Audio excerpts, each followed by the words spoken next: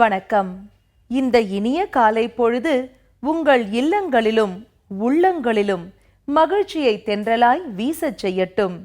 இந்த நாளில் உண்மையான நேர்மையான உழைப்பு, மாறாத மன உறுதி, வீட்டிற்கும் நாட்டிற்கும் நலம் தரும் நற்செயல்கள், அனைவரிடத்திலும் அன்பு, வறியோர்க்கும் முதியோர்க்கும் ஆதரவு, உடல் நலம், உள்ள நலம், செல்வ வளம் அனைத்தும் பெற பிரார்த்திக்கிறோம். முதலில் நாம் கேட்கவிருப்பது மங்கள இசை.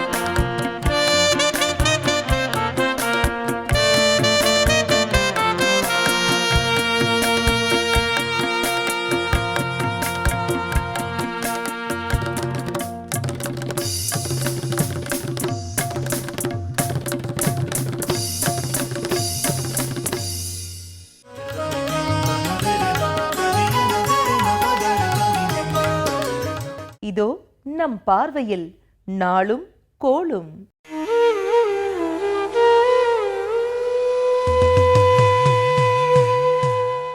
7/2/2015 பிப்ரவரி மாதம் 7ஆம் தேதி சனிக்கிழமை, ஜெய வருடம் தை மாதம் 24ஆம் தேதி, ரபியுல் ஆகிர் 17ஆம் தேதி, திருமயம் ஆண்டாள் புறப்பாடு கண்டருளல். கீழ் திருப்பதி கோவிந்தராஜ பெருமாளுக்கு திருமஞ்சன சேவை, ஊஞ்சலில் சேவை. திருநள்ளாறு சனீஸ்வர பகவான் சிறப்பு ஆராதனை. நல்ல நேரம் காலை 7:30 மணி முதல் 8:30 மணி வரை, மாலை 4:30 மணி முதல் 5:30 மணி வரை. ராக காலம் 9 மணி முதல் 10:30 மணி வரை. குளிகை 6 மணி முதல் 7:30 மணி வரை. யமகண்டம் 1:30 மணி முதல் 3 மணி வரை. சந்திராஷ்டமம் சதயம். அடுத்து நாம் காணவிருப்பது நவகோள்களை போற்றி வணங்கும் துதிப்பாடல். சங்கடம் தீர்க்கும் சனி பகவானே, மங்களம் பொங்க மனம் வைத்தருள்வாய். சச்சரவின்றி சாகா நெறியில் இச்சகம் வாழ இன்னருள் தாதா. அரவெனும் ராகு ஐயனே போற்றி, கரவாதருள்வாய் கஷ்டங்கள் நீக்கி. ஆக அருள் புரி அனைத்திலும் வெற்றி, ராகு கனியே ரம்யா போற்றி. கேதுத்தேவே கீர்த்தி திருவே, பாதம் போற்றின் பாவம் தீர்ப்பாய். வாதம் வம்பு வழக்குகள் இன்றி, கேதுத்தேவே கேண்மையாய் ரக்ஷி.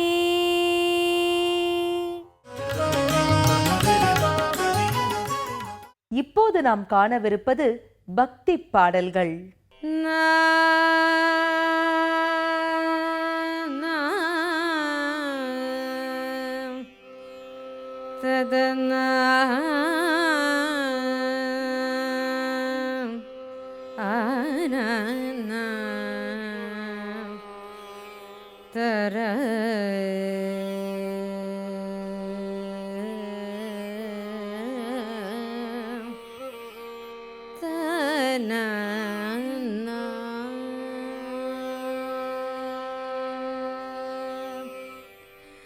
மயில் மீது விரைந்தோடிவா,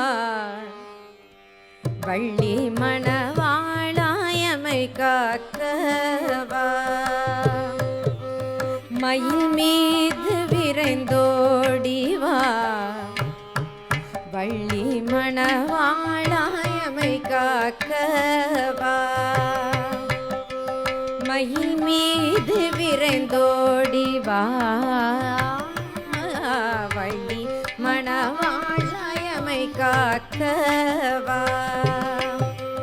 மயில் மீது விரைந்தோடிவா,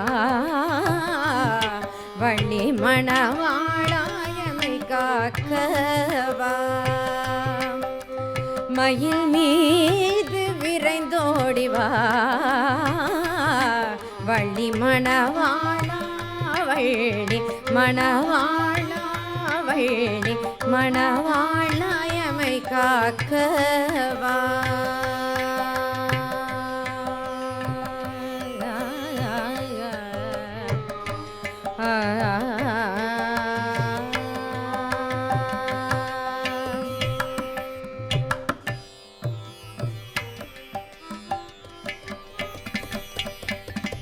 வயலூரில் வீற்றிடும் குமரா குருபரா. வயலூரில் வீற்றிடும் குமரா குருபரா. வயலூரில் வீற்றிடும் குமரா குருபரா. வயலூரில் வீற்றிடும் குமரா குருபரா. வரமொன்று தருவாய் நீ முருகா மால் மருகா. வரமொன்று தருவாய் நீ முருகா மால் மருகா. வரமொன்று தருவாய் நீ முருகா மால் மருகா. மாமயில் மீது விரைந்தோடிவா, வள்ளி மணவாளாயமை காக்கவா.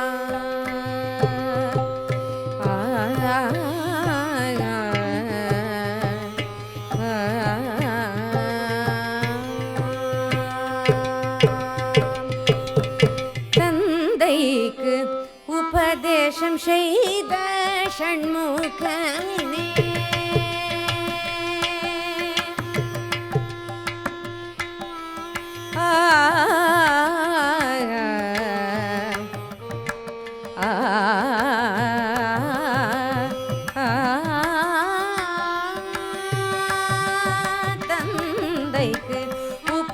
உபதேசம் செய்த ஷண்முகனே தந்தைக்கு உபதேசம் செய்த ஷண்முகனே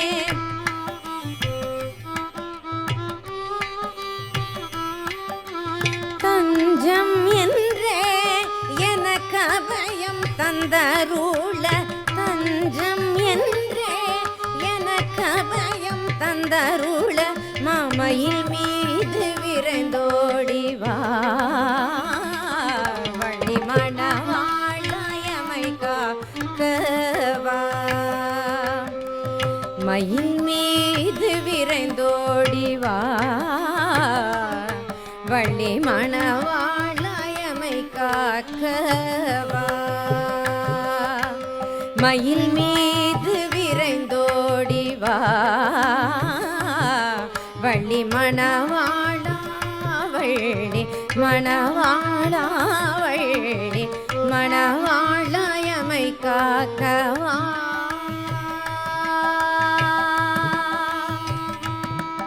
முருகா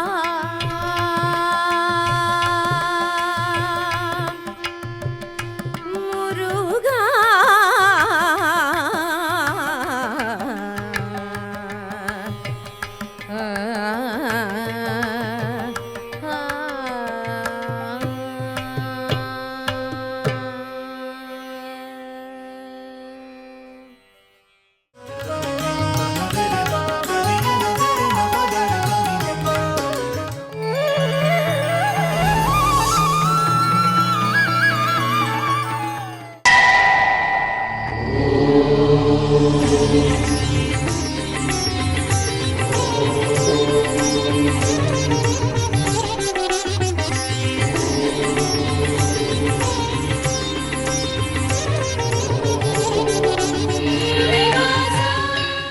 अस्मत्गुरुसमारम्भां यतिशेखरमध्यमां लक्ष्मीवल्लभपर्यन्तां वन्दे गुरुपरम्पराम् ஆழ்வார்கள் வாழி அருளிச் செயல் வாழி தாழ்வாதுமில் குறவர்தாம் வாழி ஏகழ்பாறுமுய்ய அவர்கள் உரைத்தவைகள்தாம் வாழி செய்யமறை தன்னுடனே சேர்ந்து. திவ்யசூரிகளான ஆழ்வார்களாலே தங்களுடைய திவ்ய பிரபந்தங்களிலே மங்களாசாசனம் செய்யப்பெற்ற 108 திருத்தலங்கள் அவைகளெல்லாம் திவ்ய தேசங்கள் என்று வழங்கப் பெறுகின்றன. அப்படிப்பட்ட 108 திவ்ய தேசங்களுக்குள்ளே திருமணிக்கூடம் என்பது ஒரு திவ்ய தேசம். அது திருநாங்கூரிலே அமைந்திருக்கக்கூடிய 11 திவ்ய தேசங்களிலே ஒரு திவ்ய தேசமாகும்.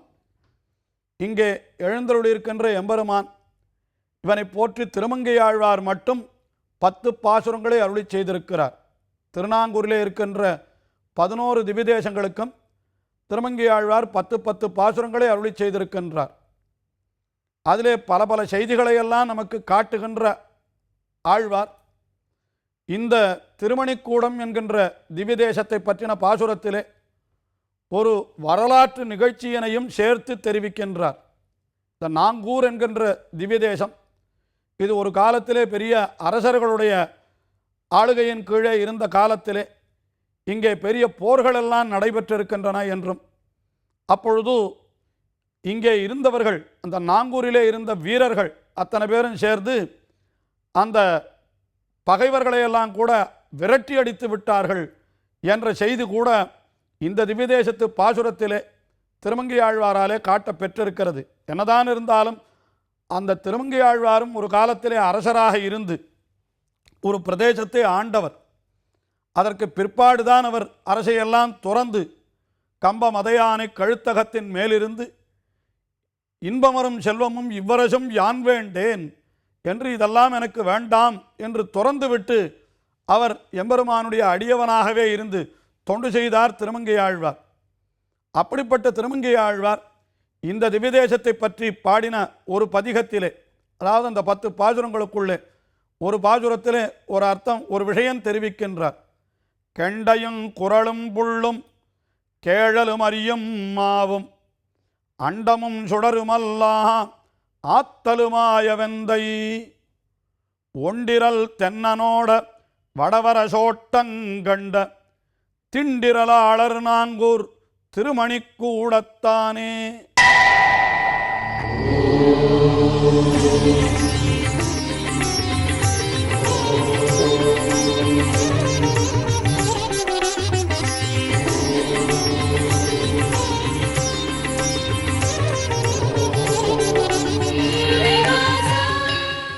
இங்கே இருக்கக்கூடிய நாங்கூரிலே இருப்பவர்களெல்லாம் எப்படிப்பட்டவர்கள் என்றால் திண்திரளாளர்கள் என்று, அதாவது திண்மையான உறுதியான திரள் பராக்கிரமத்தை உடையவர்கள். இவர்கள் என்ன செய்தார்கள் என்றால் ஒண்டிரல் தென்னனோடா என்று தென்னன் என்று ஒரு அரசனை தெரிவிக்கின்றார். தென்னனால் ஒருவேளை அது பாண்டியனை குறிக்கலாம். என்னால் அதாவது தமிழ்நாட்டினுடைய தெற்கு பகுதியிலே இருக்கக்கூடிய ஒரு பிரதேசமாக அக்காலத்திலே இருந்தபடியினாலே இது இந்த திவ்யதேசம் சோழ நாட்டு திவ்யதேசம். அதாவது இப்பொழுது நாம் பார்க்கின்ற இந்த திருமணிக்கூடம் என்கிறது சோழ நாட்டு திவ்யதேசம். ஒண்டிரல் தென்னனோடா வடவரசி ஓட்டங்கண்டா என்று அவனுக்கு துணையாக வந்திருப்பார்கள் போலும், வடதேசத்திலிருந்து வந்த அரசர்கள் என்று. எல்லா அரசர்களையும் ஓடும்படியாக செய்து அவர்களை வென்று கொண்ட பூமி இது என்று இந்த திருமணிக்கூடம் என்கின்ற திவ்யதேசத்தை பற்றி மிகவும் அழகாக மங்களாசாசனம் செய்கின்ற திருமங்கை ஆழ்வார் இந்த 10 பாசுரத்திலே அப்படி குறிக்கிறார். அது 10 பாசுரங்களிலே அவனை பற்றி சொல்லுகின்ற பொழுது அவன் எப்படிப்பட்டவன் என்றால் கெண்டையும் குரலும் புள்ளும் கேழலும் அரியும் மாவும் என்று அவன் பண்ணின அவதாரங்கள் அனைத்தையும் ஒன்று தவறாமல், அதாவது எல்லா அவதாரங்களையும் குறிப்பிடுகிறார் என்று கொள்ள முடியாது. முக்கியமான அவதாரங்கள் கெண்டை என்னால் மத்ஸ்யாவதாரம், குரல் என்னால் வாமனாவதாரம், புல் என்றால் ஹம்சாவதாரம். அதாவது பகவானே அன்னமாக அம்சமாக வந்து அவதரித்து வேதங்களை எல்லாம் பிரமனுக்கு உபதேசித்தான் என்று புராணங்களிலே சொல்லப்பட்டிருக்கிறது. ஆயினாலே கெண்டையும் குரலும் புல்லும், அதற்கு பிறகு கேழல் என்னால் வராகாவதாரம், அரி என்றால் அதுதான் நரசிம்மாவதாரம், கேழலும் அரியும் மாவும் என்றால் அவனே ஒரு குதிரை வடிவிலே இருந்து ஹயக்ரீவாவதாரம் என்று செய்தான் அல்லவா. ஆஹா, இதிலே தசாவதாரங்களுக்குள்ளே அடங்காத அவதாரங்கள் 2 அவதாரங்கள், அதாவது ஹம்சாவதாரம் ஒன்று, ஹயக்ரீவாவதாரம் ஒன்று, அவற்றையும் சேர்த்து இந்த பாசுரத்திலே அருளி செய்து இப்படி பல அவதாரங்களை செய்த எம்பெருமான் என்று கண்டையும் குரலும் புல்லும் கேழலும் அரியும் மாவும், அது மட்டுமல்ல அண்டமும் சுடரும் அல்லாஹ் என்று அவனே இந்த உலகங்களாக ஆகியிருக்கிறான். அதாவது இந்த உலகங்கள் அத்தனையும் படைத்தான் என்றால் எப்படி படைத்தான்? தன்னுடைய அம்சமாயிருக்கக்கூடிய இந்த சேத்தன அச்சேதனங்களை எல்லாம் இப்படி பகுஸ்யாம் பிரஜாயேய என்று விஸ்தரித்தான் என்று இது உபனிஷத்து சொல்லுகின்றது. அப்படி அவன் என்ன செய்தான் என்றால் அப்படி அண்டமும் சுடரும் அல்லா ஆத்தலுமாய வெந்தை என்று எல்லாமுமாய் நிற்கிறவன் யார் என்றால் அந்த பகவான் ஸ்ரீமன் நாராயணன் தான். அப்படிப்பட்ட எம்பெருமான் தான் இங்கே இந்த திருமணிக்கூடம் என்கின்ற திவ்ய தேசத்திலே அவன் எழுந்தருள் இருக்கின்றான்.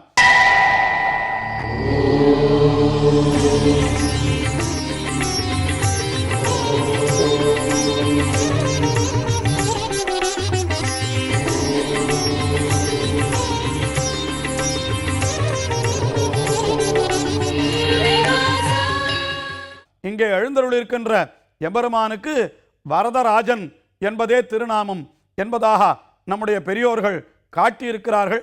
அப்படிப்பட்ட இந்த திருமணிக்கூடம் என்கின்ற திவ்யதேசத்தை பற்றி பிள்ளைப்பெருமாள் ஐயங்கார் தம்முடைய 108 திருப்பதி அந்தாதியிலே தெரிவிக்கின்ற பொழுது மிக அழகாக தெரிவிக்கின்றார். சேராது முன் செய்த தீவினையின் செய்வதுவும் வாராதினி மடனெஞ்சே நேரா குருமணிக்கூடத்தானை கொம்பு பறித்தானை திருமணிக்கூடத்தானை இசப்பு. இந்த திருமணிக்கூடத்திலே எழுந்தருள் இருக்கின்ற எம்பெருமான் அவனுடைய திருநாமத்தை நீ செப்பினாயானால் உனக்கு என்ன பயன் கிடைக்கும் என்று நீ கேட்க வேண்டாம் சொல்லுகின்றார். சேராது முன் செய்த தீவினை என்கின்றார். நாம் எத்தனையோ காலங்களாக பாபங்களையெல்லாம் செய்து கொண்டிருக்கிறோமே, அத்தனை தீவினைகளையும் அவன் அழித்து விடுவான். அவற்றையெல்லாம் நெருப்பிலிட்ட பஞ்சு போலே உருமாயச் செய்து விடுவான். போய பிழையும் பூதருவான் நின்ற பழியும் தீயினில் தூசாகும் என்றாள் அல்லவா ஆண்டாள். அதே கருத்தைத்தான் இந்த பாசுரத்திலே பிள்ளைப்பெருமாளும் தெரிவிக்கின்றார். என்ன தெரிவிக்கின்றார்? சேராது முன் செய்த தீவினை என்றார். அந்த திருமணிக்கூடத்தானை நீ செப்பினாயானால் அங்கே ஆண்டாளும் கூட தாமோதரனை வாயினால் பாடி மனத்தினால் சிந்திக்க போயபழை பூதருவான் நின்றனவும் தீயினில் தூசாகும் செப்பு என்று சொன்னாள். அதே அர்த்தத்தை இங்கே பிள்ளைப்பெருமாள் காட்டுகின்ற பொழுது திருமணிக்கூடத்தானை செப்பு, அப்படி செப்பினாயானால் என்ன கிடைக்கும் உனக்கு என்னால் சேராது முன் செய்த தீவினை, அது உன்னிடத்திலே வந்து சேரவே சேராது. அதற்கு மேலே பின் செய்வதும் வாராது என்றால் அந்த எம்பெருமானை செப்பின பிற்பாடு நம்மையும் அறியாமல் நாம் செய்யக்கூடிய பாவங்கள் என்று சில இருக்குமாம், அவையும் கூட நம்மிடத்திலே ஒட்டவே ஒட்டாது. இதைத்தான் சாந்தோக்கிய உபனிஷத்தும் தெரிவிக்கின்றது. என்ன தெரிவிக்கின்றது என்றால், நாம் செய்த முன்வினைகளெல்லாம் எப்படி புஷ்கர பலாசே, அதாவது தீயினில் தூசாகும் நெருப்பிலிட்ட பஞ்சு போலே உருமாய்ந்து போகும் என்று சொல்லுகின்ற பொழுது யதா இஷீக தூலம் அக்னௌ புரோதம் பிரதூயேதா என்று இலவம் பஞ்சு போல இருக்கக்கூடிய வஸ்துக்கள் எல்லாம் அந்த நெருப்பிலே இட்டால் எப்படி உருமாய்ந்து போகுமோ அப்படி நம்முடைய முன் செய்த பாவங்கள் எல்லாம் நம்மை விட்டு அகன்று விடுமாம். ஆனால் எம்பெருமானை பற்றின பிற்பாடு நம்மையும் அறியாமல் நம்மிடத்திலே ஒட்டக்கூடிய பாவங்கள் என்று சில இருந்தால் அவை என்ன ஆகும் என்றால், அவை யதா புஷ்கர பலாசே ஆபோனஸ்லிஷ்யந்தே என்று எப்படி தாமரை இலையிலே எப்படி தண்ணீர் ஒட்டாதோ அதுபோல பின் செய்த பாவங்கள் நம்மிடத்திலே ஒட்டாமலே போய்விடும் என்று இது சாந்தோக்கிய உபனிஷத்து தெரிவிக்கின்றது. அதைத்தான் நம்மாழ்வாரும் கூட திருவாய்மொழியிலே வேம் கடங்கள் மெய்மேல் வினமுத்தவும் நம்மிடத்திலே சாராது என்று அவரும் திருவாய்மொழியிலே தெரிவித்தார். அந்த கருத்தை பிள்ளைப்பெருமாள் ஐயங்கார் தெரிவிக்கின்றார். சேராது முன் செய்த தீவினை பின் செய்வதும் வாராது இனி நீ மடநெஞ்சே நேராக குருமணி கூடத்தானை கொம்பு பறித்தானே. ஆஹா, ஆனையனுடைய கொம்பு பறித்தவன் என்னால் கம்சனாலே ஏவப்பட்ட கோலையாபீட்டம் என்கின்ற ஒரு யானை, அந்த யானையினுடைய கொம்பை பறித்து அந்த யானையை அவன் வதம் செய்து விட்டான் கண்ணன். அதுபோல நீங்களும் கூட திருமணிக்கூடத்தானை செப்பினீர்களானால் உங்களுக்கும் கூட உங்களுடைய விரோதிகளை அழித்து விடுவான். விரோதிகளை யானை என்கிற அந்த உதாரணத்தாலே காட்டினார். நம்முடைய இந்திரியங்களே மதக்களிர் ஐந்தினையும் சேரி திரியாமல் சென்னெறி என்று ஆழ்வார் தெரிவிப்பார்.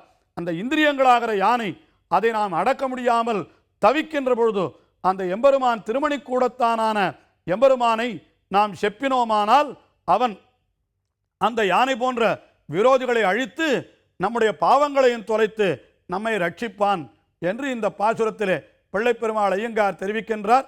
அந்த திருமணிக்கூடத்த எம்பெருமானை அவனுக்கு வரதராஜன் என்றே பெயர் ஆகையினாலே அவனை சேவித்து நாம் எல்லாவித நலன்களையும் பெறுவோம். நலம் வாழ இந்நாளும் எம் வாழ்த்துக்கள். நன்றி. நாளை மீண்டும் சந்திப்போம். வாழ்க வளமுடன்.